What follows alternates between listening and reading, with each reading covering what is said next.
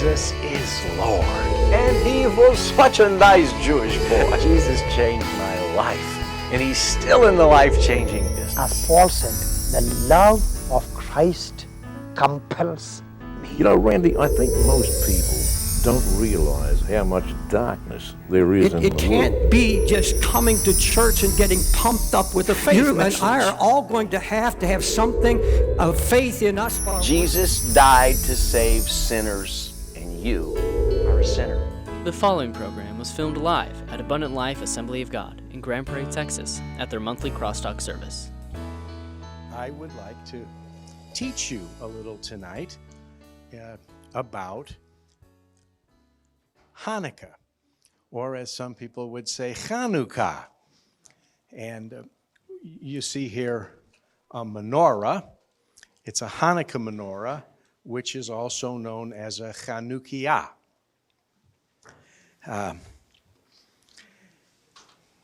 And I brought a dreidel, which is also called a sevivon, or a very small pocket-sized gambling device. And I brought a little bag of Hanukkah Geld. Yeah, that's money, chocolate money, yes.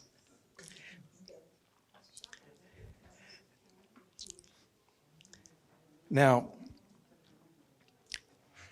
many regular menorot, which would be the plural of menorah, would have 7 candles. But you'll note that this has 9 candles.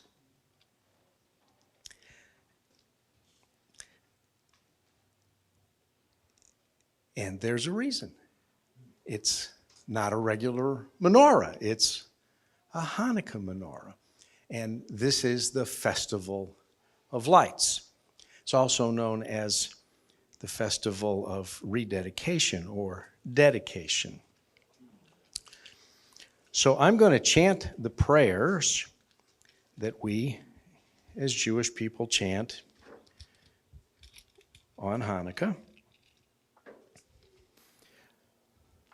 Baruch atah Adonai Eloheinu melech haolam asher kiddishanu b'mitzvotav v'tzivanu lahadlik ner shel Chanukah.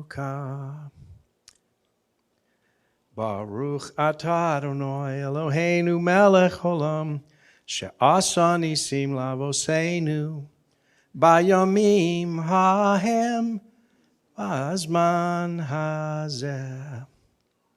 And you can say Amen. Now, on the first night of Hanukkah, there's an additional prayer. On all the other nights, it's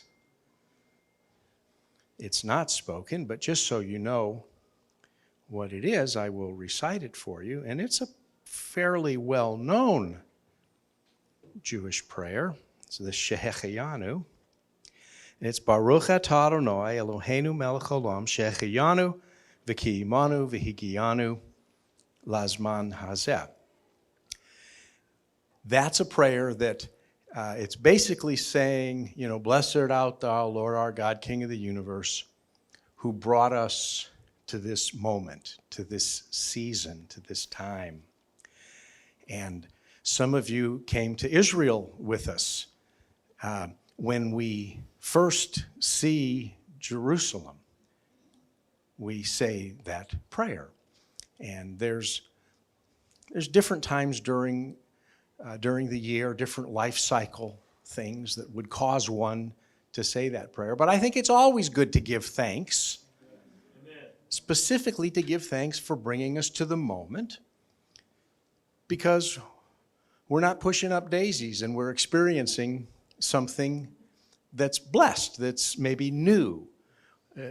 Maybe the first time something happens, you might, certain circumstances, say this prayer.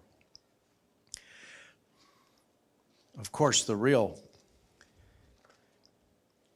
question is, why do we light these candles now? And why are we celebrating this festival of lights?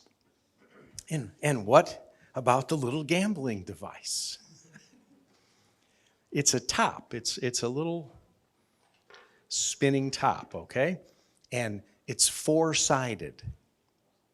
All dreidels are four-sided, and they all have a letter on each side, a Hebrew letter. And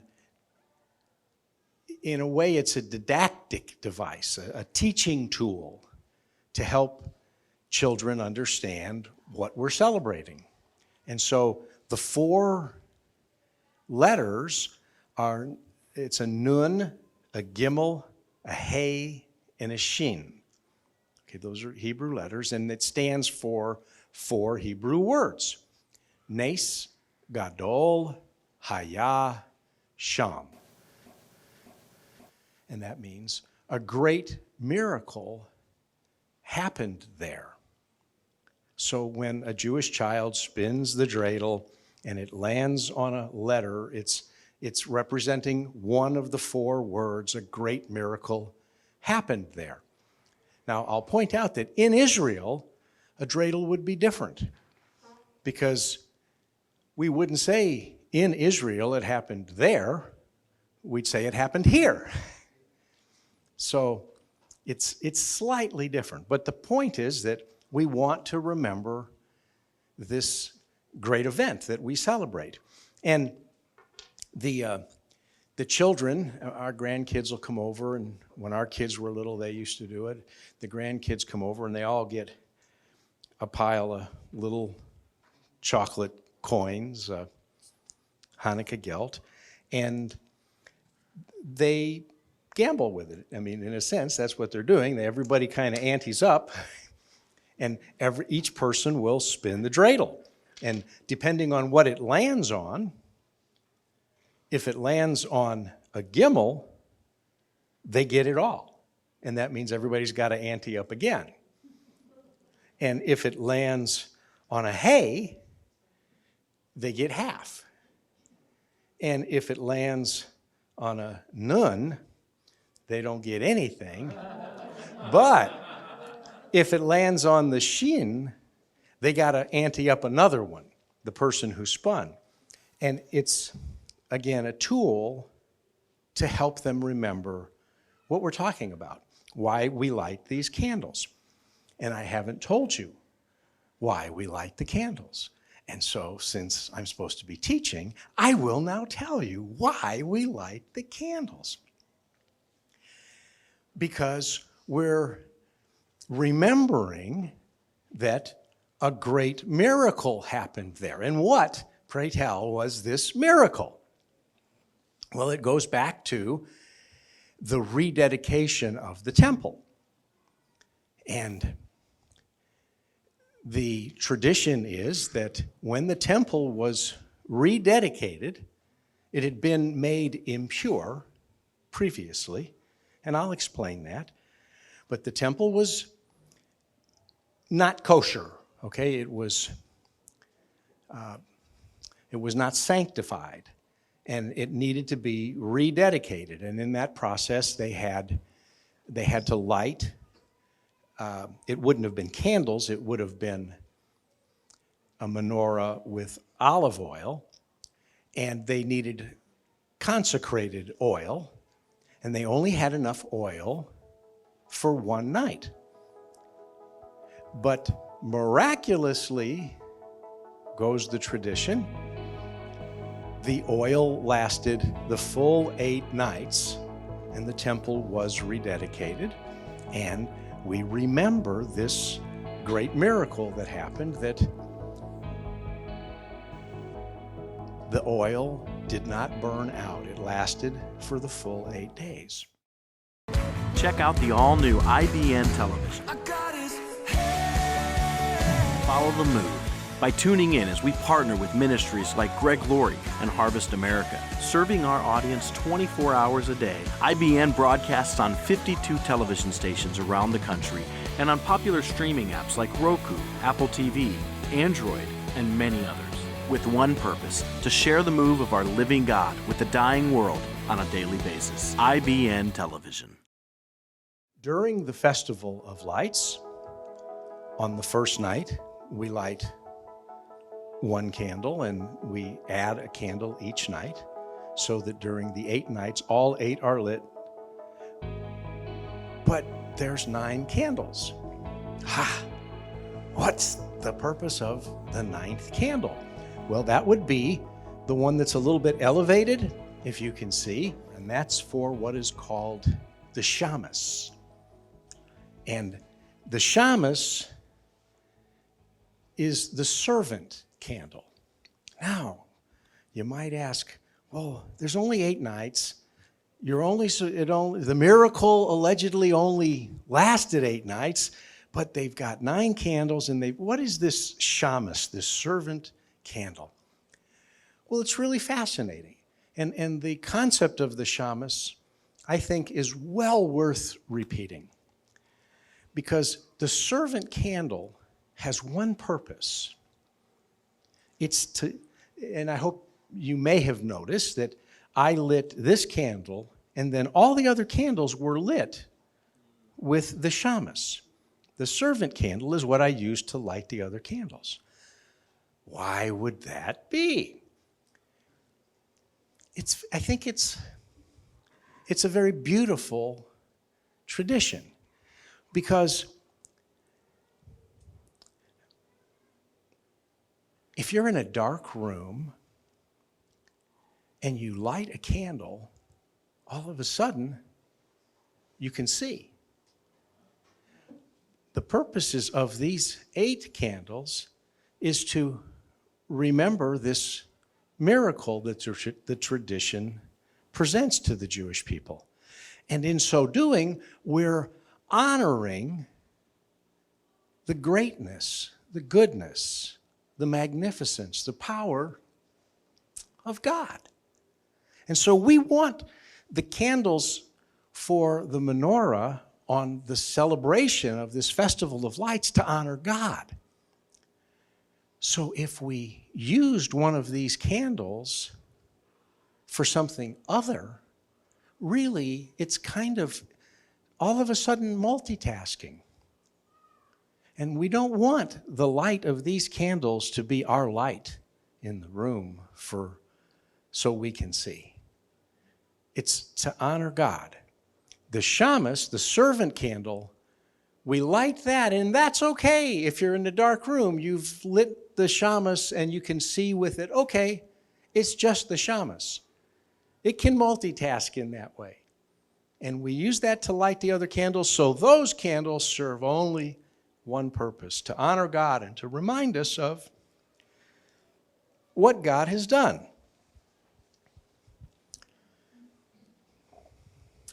Now, here's the problem. I'm not a contentious fella, I'm not a big conspiracy guy, but I am serious about the truth, and I'm serious about what I know of history, and I want to believe what's real. I'm interested in the truth. I want my children and my grandchildren to know the truth, and I want you to know the truth. In the sense that St. Nicholas was a real person, Santa Claus is more real than the miracle of the oil.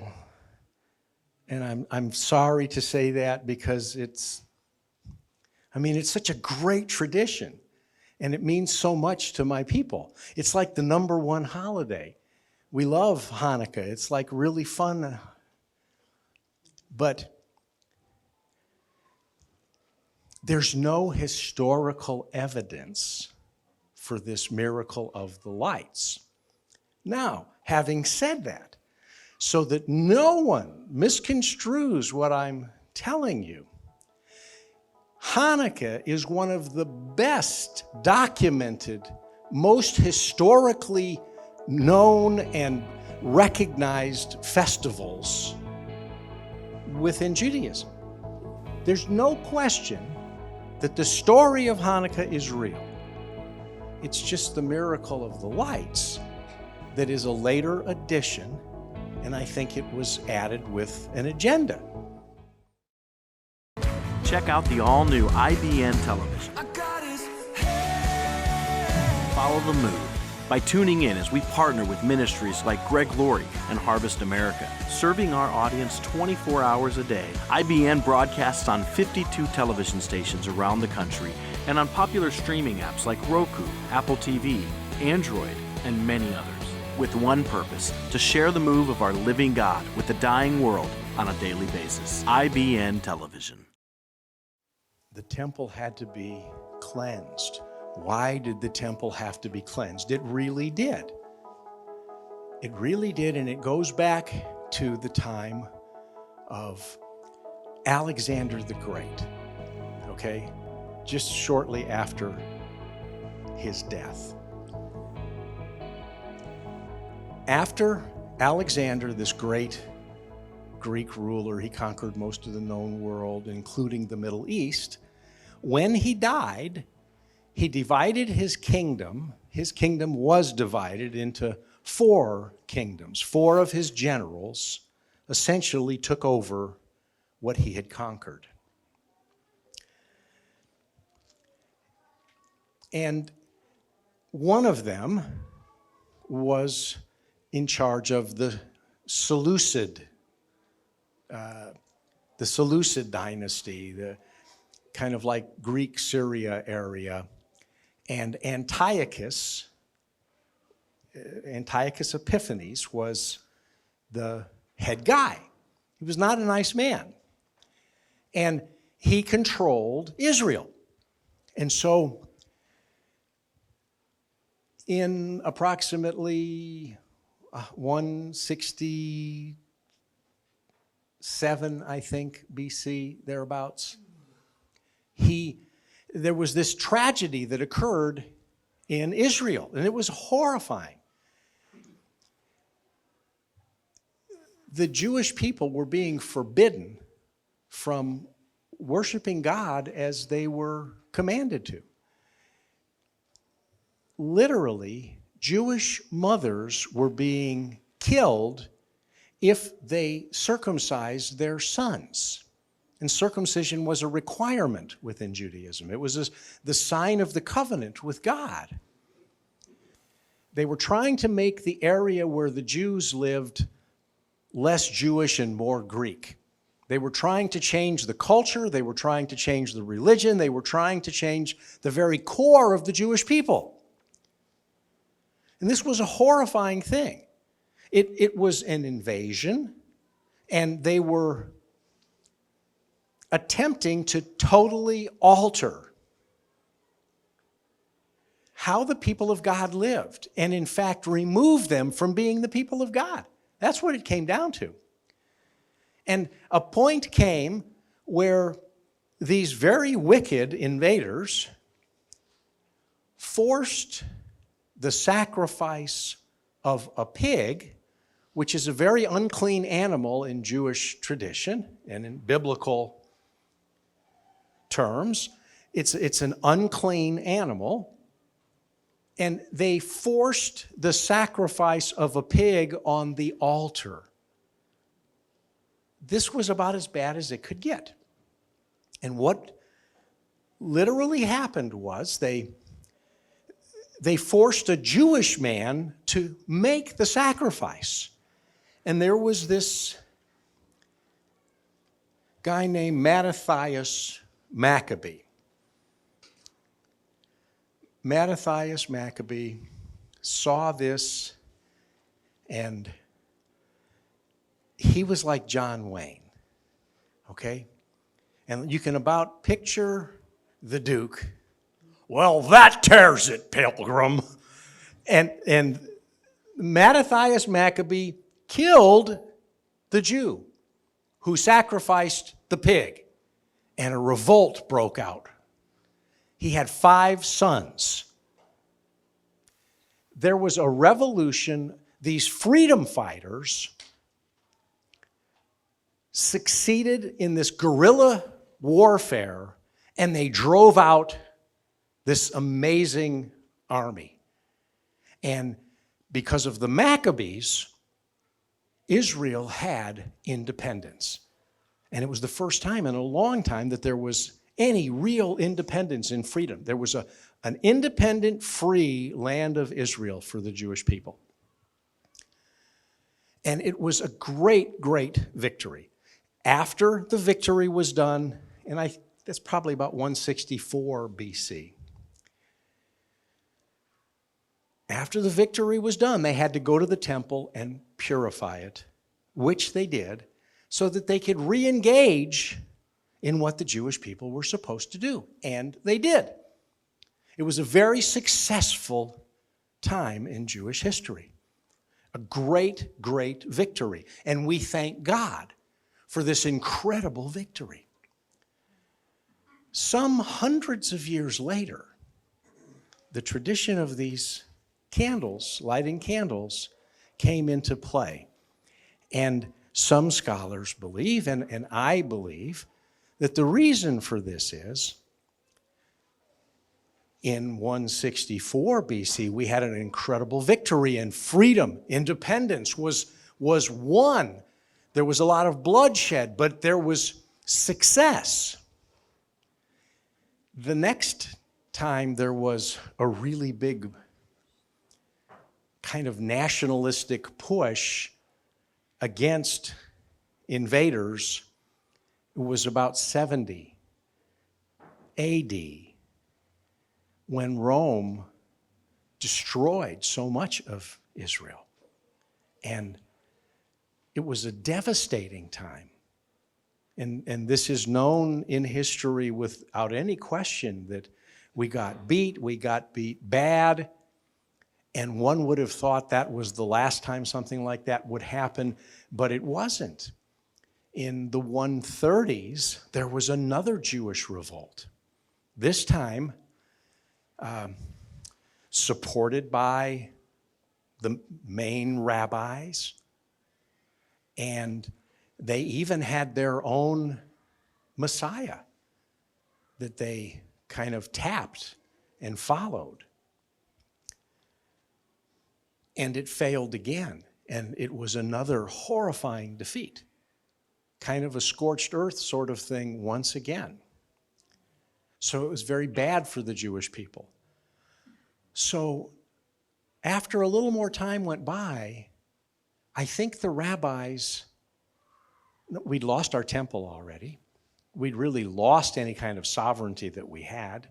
We really didn't have independence. We didn't really have a lot of the kind of freedom we had once known. And so when people wanted once again to find a new freedom, I think the rabbis were afraid. I think the Jewish leaders were concerned that it would not be in the Jewish people's best interest to focus their attention on waging a war. And so the emphasis of Hanukkah shifted from this incredible military victory by these really remarkable guys who successfully earned our freedom and independence. The focus was changed, and the new central theme of the holiday was this nice, let's light candles and remember this other thing about the temple being rededicated. So I want to tell you very quickly, from the standpoint of the Jewish Bible, Hanukkah is never mentioned one time. Now, there's a logical reason for this. It's because Hanukkah happened during what is called, I'm going to use a big word, the intertestamental era, the time between the close of the Old Testament and the beginning of the New Testament. However, we can't say that it's not a biblical festival. It's a very biblical festival. We just don't read about it until we're in the gospel. Specifically, the Gospel of John, chapter 10, verse 22, it says, "And it was at Jerusalem, the feast of the dedication, and it was winter. And Jesus walked in the temple in Solomon's porch." This festival of dedication or rededication, this festival of lights as we call it today, was a festival of dedication. Jesus celebrated Hanukkah because he was a good Jewish boy. He would have recognized the importance of what took place.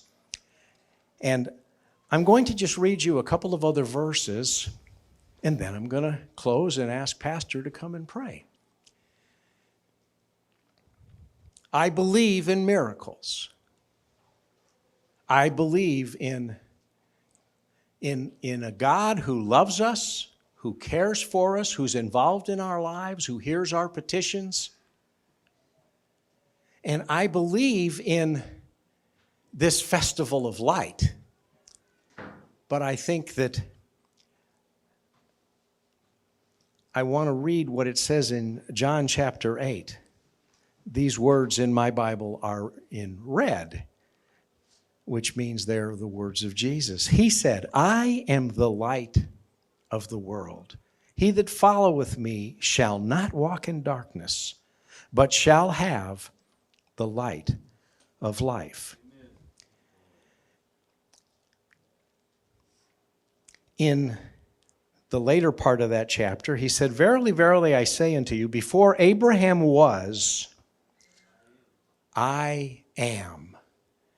I want to tell you very quickly, be very glad that Jesus didn't say, "I was." My Messiah is not a has-been. And I'm very glad he didn't say, "I will be." My Messiah ain't no wannabe. He said, "I am." He declared himself to be deity. And that's why the people in that same verse took up stones, because they wanted to kill him, because they knew what he was saying. He went on to say in chapter 9, verse 5, "As long as I am in the world, I am the light of the world." And I am here to tell you tonight that we can celebrate this light of the world. Amen? Pastor?